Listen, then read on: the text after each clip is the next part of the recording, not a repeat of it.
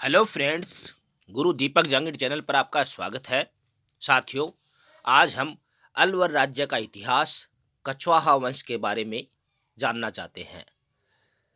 इससे पहले कि साथियों हम अपना लेसन शुरू करें, यदि आपने इस चैनल को सब्सक्राइब नहीं किया है तो सब्सक्राइब जरूर कर लें और बेल आइकन जरूर दबा दें ताकि आपको नए वीडियो के नोटिफिकेशन समय पर प्राप्त होते रहें। साथियों, हम बात करते हैं अलवर राज्य के कछवाहा वंश की। अलवर राज्य में भी कछवाहा वंश का शासन था। जयपुर के अतिरिक्त राजस्थान में कछवाहा वंश का शासन अलवर में भी मिलता है, लेकिन यहाँ पर कछवाहों की नरुका शाखा का शासन था। साथियों, मिर्जा राजा जय सिंह ने कल्याण सिंह नामक व्यक्ति को माचेड़ी की जागीर प्रदान की थी। मिर्जा राजा जय सिंह के बारे में आप जान गए होंगे। ये जयपुर के शासक थे और 11 जून सन 1665 ईस्वी को इन्होंने शिवाजी महाराज और मुगलों के बीच पुरंदर की संधि करवाई थी। वर्ष 1667 ईस्वी में इनकी मृत्यु हो गई थी। तो इन्होंने कल्याण सिंह नामक व्यक्ति को माचेड़ी की जागीर प्रदान की थी। जागीर न कि राज्य, ध्यान रखिएगा। उसके बाद सन 1774 ईस्वी में बादशाह शाह आलम ने प्रताप सिंह नामक व्यक्ति को स्वतंत्र रियासत प्रदान की। ये अलवर की रियासत है, ये बादशाह शाह आलम के द्वारा प्रताप सिंह को प्रदान की गई थी। तो हम यूँ कह सकते हैं कि अलवर के कछवाहा वंश या कछवाहा शाखा जो है अलवर की, उसके संस्थापक प्रताप सिंह थे। आपको याद रखना अच्छी तरह से, अलवर की कछवाहा वंश की शाखा के जो संस्थापक है या आदि पुरुष है वे प्रताप सिंह थे। इसके बाद प्रताप सिंह के बाद जो अगले शासक बने उनका नाम है बख्तावर सिंह। बख्तावर सिंह ने लसवाड़ी के युद्ध में, लसवाड़ी का युद्ध हुआ था, उसमें मराठों के विरुद्ध अंग्रेजों का साथ दिया था। लसवाड़ी का युद्ध मराठों और अंग्रेजों के बीच हुआ था और इसमें इसमें बख्तावर सिंह ने अंग्रेजों का साथ दिया और बाद में कुछ समय बाद ही इन्होंने अंग्रेजों के साथ सहायक संधि कर ली वर्ष 1803 ईस्वी में। साथियों, बख्तावर सिंह है, वे एक कवि और लेखक थे। वे बखवेश नाम से और चंद्रमुखी के नाम से कविता लिखा करते थे। आपको अच्छी तरह से याद रखना है, राजस्थान का ऐसा शासक जो चंद्रमुखी के नाम से कविता लिखता था, बख्तावर सिंह। इसके बाद साथियों हम अगले शासक की बात करते हैं। बख्तावर सिंह के बाद अगले महत्वपूर्ण शासक जो अलवर के शासक बने उनका नाम है विनय सिंह। इन्होंने, आपको अच्छी तरह से याद रखना है ये पॉइंट, इन्होंने अपनी माता मूसी महारानी की याद में अलवर में 80 खंभों की छतरी बनवाई। 80 खंभों की जो छतरी है अलवर में, वो मूसी महारानी की याद में बनवाई गई है और बनवाने वाला उनका पुत्र विनय सिंह था। यह 80 खंभों वाली छतरी जो है ये 2 मंजिला छतरी है, जिसकी दूसरी मंजिल के ऊपर रामायण एवं महाभारत के चित्र बने हैं। आपको ये इमारत अच्छी तरह से याद रखनी है। राजस्थान की ऐसी ऐतिहासिक इमारत जिस पर महाभारत एवं रामायण के चित्र बने हुए हैं वह है 80 खंभों की मूसी महारानी की छतरी अलवर में। इसी के साथ साथियों विनय सिंह की रानी का नाम शीला था। विनय सिंह की रानी का नाम शीला था और इसने अपनी रानी के नाम पर अलवर में एक झील बनाई और जिसका नाम रखा शीलीशेड। शीलीशेड झील जो है वो विनय सिंह के द्वारा बनाई गई थी और अपनी पत्नी के नाम पर, पत्नी शीला के नाम पर शीलीशेड झील बनवाई गई थी। आपको जो बात याद रखनी है वो है, शीलीशेड को राजस्थान का नंदन कानन कहा जाता है। ये शीलीशेड झील का उपनाम है। ये झील अलवर में है और शीलीशेड को राजस्थान का नंदन कानन कहते हैं। ये आपको पॉइंट अच्छी तरह से याद रखना है। विनय सिंह के बाद अगले जो शासक बने उनका नाम है जय सिंह। जय सिंह की उपलब्धियां देखते हैं। जय सिंह ने नरेंद्र मंडल का नामकरण किया। नरेंद्र मंडल आपको पता होगा 1921 में गठित हुआ था और नरेंद्र मंडल का नामकरण है ये नरेंद्र मंडल, ये है जय सिंह की देन, अलवर के राजा जय सिंह की देन।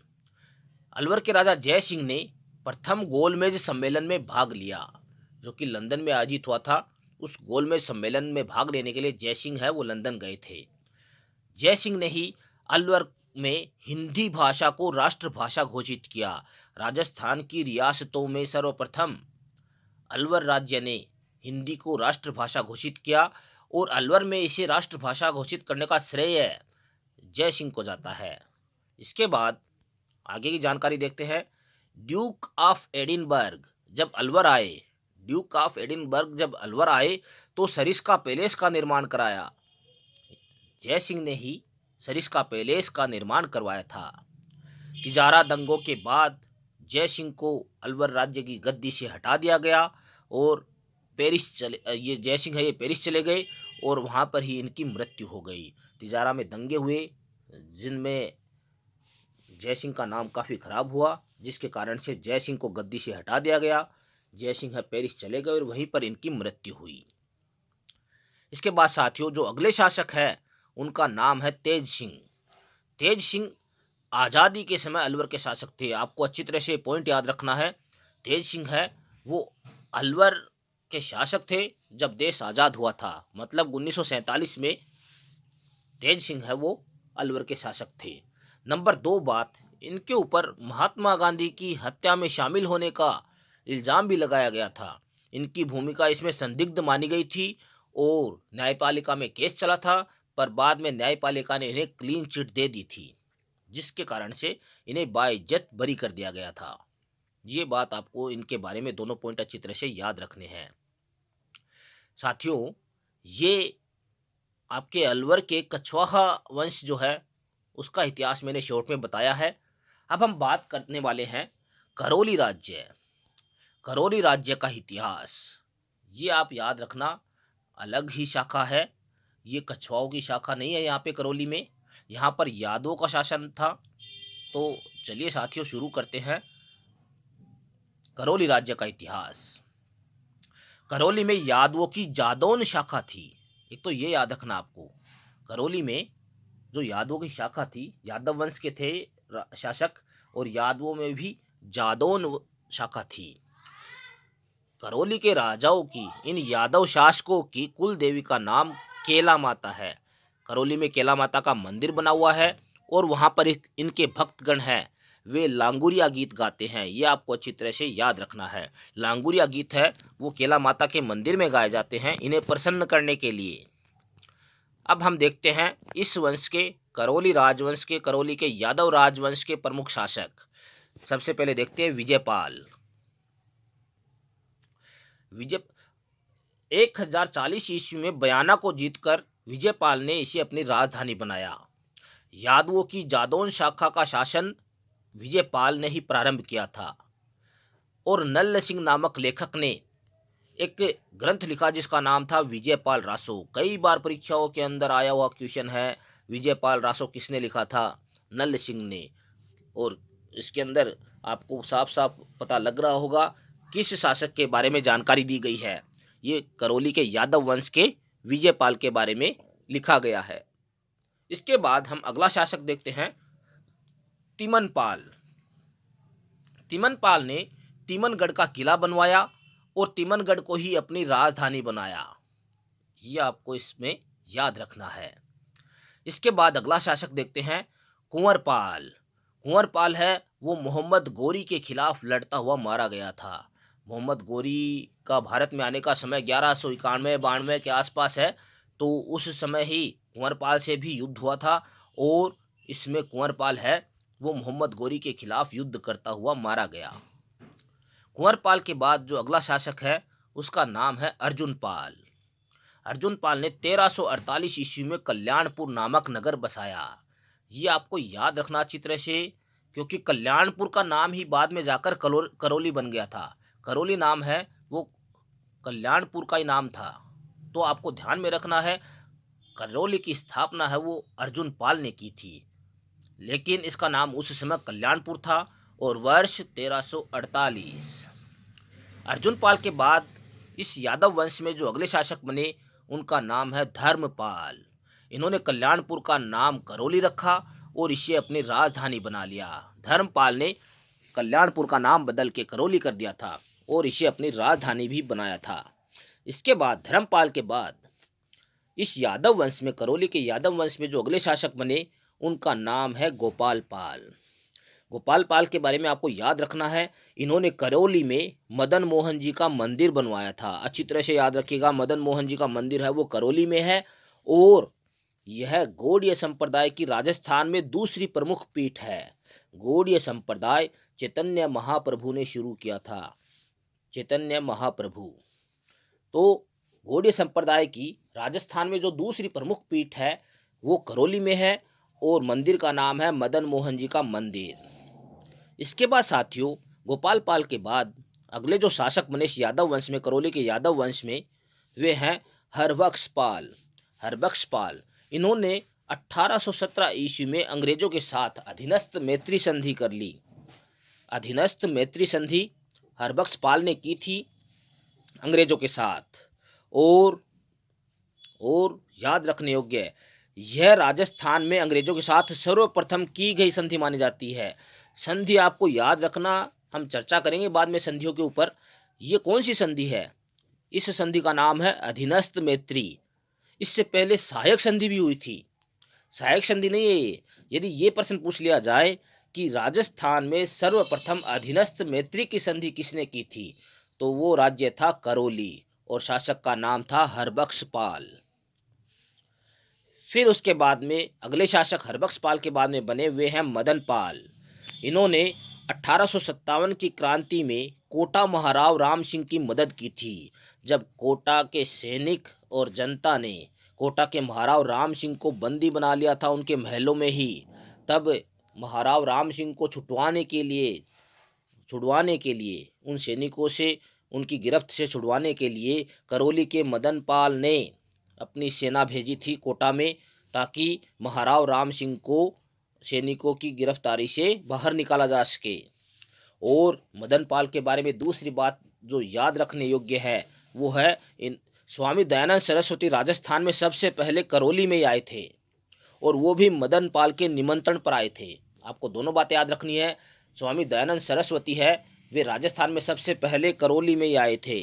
नंबर 2, ये मदन पाल के निमंत्रण पर आए थे। ये बातें आपको याद रखनी है। अब हम साथियों कुछ महत्वपूर्ण तथ्य देखना चाहते हैं। जो मैंने जो 2 टॉपिक पढ़ाए ऊपर, अलवर का कछवाहा वंश और करौली का यादव वंश, इनसे संबंधित है और कई बार परीक्षाओं में पूछे जा चुके हैं। इस प्रकार के क्वेश्चन वेरी मोस्ट है। तो देखते हैं सबसे पहला महत्वपूर्ण तथ्य, राजस्थान की रियासतों में अंग्रेजों से अधीनस्थ संधि करने वाला, देखिए यहाँ पे मैंने साफ साफ बता दिया, अधीनस्थ संधि है, अधीनस्थ मैत्री संधि है, वो करने वाला राज्य था करौली और वर्ष है 1817 है। ये वेरी मोस्ट क्वेश्चन, आप ध्यान रखिएगा अच्छी तरह से।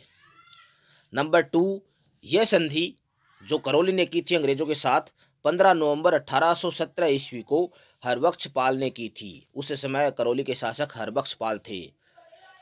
अधीनस्थ मैत्री करने वाले राजस्थान के राज्यों में पहला स्थान करौली का है और दूसरा स्थान टोंक का है। दूसरे नंबर पर 1817 में ही टोंक ने संधि की थी अंग्रेजों के साथ।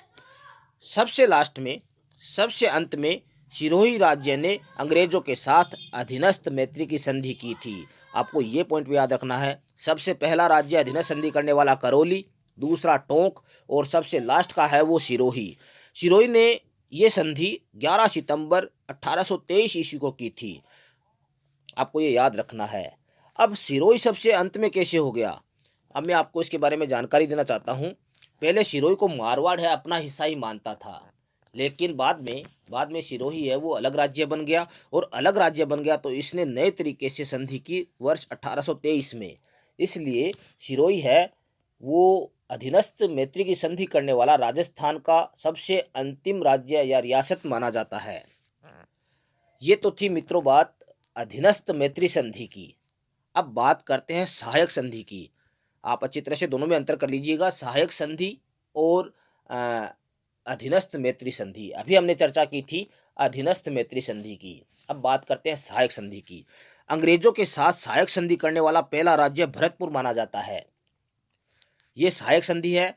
जो अभी चर्चा की थी हमने वो थी अधीनस्थ मैत्री संधि, और जिसने भरतपुर ने यह संधि 29 सितंबर 1803 को की थी।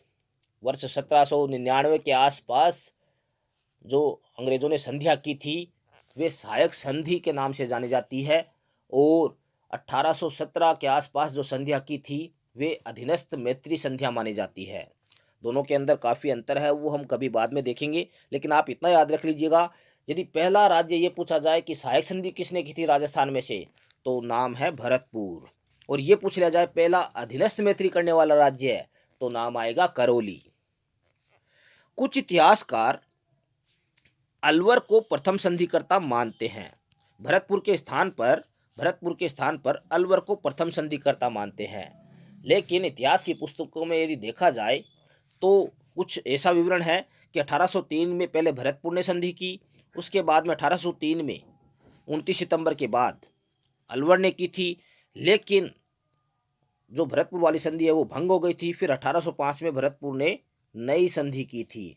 इसलिए कई इतिहासकार भरतपुर को प्रथम सहायक संधि करने वाला राजस्थान का राज्य न मानकर अलवर को मानते हैं। तो ये थोड़ा सा विवादास्पद क्वेश्चन है, आप अच्छी तरह से इसके ऊपर गौर कर लीजिएगा। अब जो बात मैं बताने जा रहा हूँ, यदि ऐसा क्वेश्चन आ जाए कि अंग्रेजों के साथ प्रथम रक्षात्मक और आक्रामक संधि करने वाला पहला राज्य है, ये सहायक संधि का ही रूप है एक, और सहायक संधि में दोनों चीज़ें साथ में, रक्षात्मक और आक्रामक दोनों चीज़ें साथ में आएगी, तो पहला राज्य है वो अलवर आएगा। आप अच्छी तरह से इस पर गौर कर लीजिएगा, ये सहायक संधि का ही रूप है, लेकिन भरतपुर ने जो पहली संधि की थी वो केवल रक्षात्मक थी। ये रक्षात्मक और आक्रामक दोनों हैं, और यह संधि है 14 नवंबर 1803 को हुई थी। तो आपने देखा होगा पहले कि भरतपुर ने सितंबर में ही कर ली थी, और अलवर राज्य ने यह संधि 14 नवंबर को की थी। वर्ष एक सा दोनों का 1803। चलिए अगला पॉइंट देखते हैं, अधीनस्थ मैत्री संधि स्वीकार नहीं करने वाले राज्य। ये वेरी मोस्ट क्वेश्चन है, कई बार परीक्षाओं के अंदर इस प्रकार के क्वेश्चन आते हैं कि अधीनस्थ मैत्री संधि, मैंने बताया था 1817 के आसपास अंग्रेजों ने जो संधि की थी राजस्थान में, वे अधीनस्थ मैत्री संधि के नाम से जानी जाती है। तो अधीनस्थ मैत्री संधि स्वीकार नहीं करने वाले जो राज्य है वे है भरतपुर, अलवर और धौलपुर। कारण, इन्होंने 1803 वाली पहले ही, वो 1799 के आसपास जो शुरू हुई थी, वो 1803 में इन्होंने पहले ही सहायक संधि अंग्रेजों के साथ कर रखी थी, तो इनको अधीनस्थ मैत्री संधि अंग्रेजों के साथ करने की आवश्यकता नहीं पड़ी। फिर भी आपको याद रखना है, भरतपुर, अलवर और धौलपुर ये तीनों राज्य ऐसे हैं जिन्होंने अंग्रेजों के साथ अधीनस्थ मैत्री संधि नहीं की थी। अगला पॉइंट देखते हैं, वेरी मोस्ट है, राजस्थानी शासकों से संधि करने वाला प्रथम अंग्रेज अधिकारी चार्ल्स मेटकाफ था। पहला अंग्रेज अधिकारी जिन्होंने राजस्थान की देशी रियासतों के साथ संधिया की थी उसका नाम है चार्ल्स मेटकाफ। अगला पॉइंट देखते हैं, अंग्रेजों ने पिंडारी नेता अमीर खां को संतुष्ट करने के लिए वर्ष 1817 ईस्वी में टोंक नामक नई रियासत की स्थापना की। ये अंग्रेजों के द्वारा राजस्थान में स्थापित पहली नई रियासत है। अंग्रेजों द्वारा स्थापित जो पहली रियासत है उसका नाम है टोंक, और ये पिंडारी नेता अमीर खां को संतुष्ट करने के लिए की थी। इसी प्रकार साथियों 1838 ईस्वी में कोटा के शासक राम सिंह और राम सिंह के प्रधानमंत्री झाला जालिम सिंह के बीच झगड़ा हो गया था। उस झगड़े को निपटाने के लिए अंग्रेजों ने एक नई रियासत बनाई जिसका नाम था झालावाड़, और इस रियासत झालावाड़ की स्थापना करके झाला मदन सिंह को वहाँ का राजा, पहला राजा बना दिया गया। तो अंग्रेजों के द्वारा जो दूसरी रियासत स्थापित की गई थी राजस्थान में उसका नाम है झालावाड़। अंग्रेजों ने राजस्थान में कुल मिलाकर दो नई रियासतें बनाई थी, एक 1817 में टोंक और एक 1838 में झालावाड़। ये राजस्थान की अंतिम रियासत मानी जाती है, सबसे नई रियासत मानी जाती है। इससे अगला पॉइंट देखते हैं, इस प्रकार अंग्रेजों ने राजस्थान में दो रियासतों की स्थापना की। राज्य की नवीनतम रियासत है वो झालावाड़ मानी जाती है। 1838 ईस्वी में इसकी स्थापना हुई थी। इससे अगला पॉइंट देखते हैं, राजस्थान में उस समय 3 ठिकाने थे, लावा, कुशलगढ़ और नीमराना। आप अच्छी तरह से याद रख लीजिएगा, राजस्थान के 3 ठिकाने लावा, कुशलगढ़ और नीमराना, जिन्हें तोपों की सलामी नहीं दी जाती थी। इनके जो शासक होते थे उन्हें तोपों की सलामी नहीं देते थे, इसलिए इनका नाम अंग्रेजों की डिक्शनरी में नॉन सैल्यूट स्टेट भी मिलता है। यदि आपसे पूछ लिया जाए राजस्थान में नॉन सैल्यूट स्टेट कौन से थे, तो आपको ये तीनों ठिकानों के नाम है ये बताने हैं। आप अच्छी तरह से इनको नोट कर लीजिए, लावा, कुशलगढ़ और नीमराना। साथियों, आपको मेरे द्वारा दी गई जानकारी कैसे लगी कमेंट में ज़रूर बताएं। कुछ और जानकारी यदि आपको लेनी है इस टॉपिक से संबंधित तो कमेंट ज़रूर करें। अपने साथियों से इस चैनल के बारे में चर्चा ज़रूर करें। इस चैनल को सब्सक्राइब करें। यूट्यूब पर गुरु दीपक जांगी नाम डालते ही मेरा चैनल आपको मिल जाएगा। पूरा वीडियो देखने के लिए थैंक यू।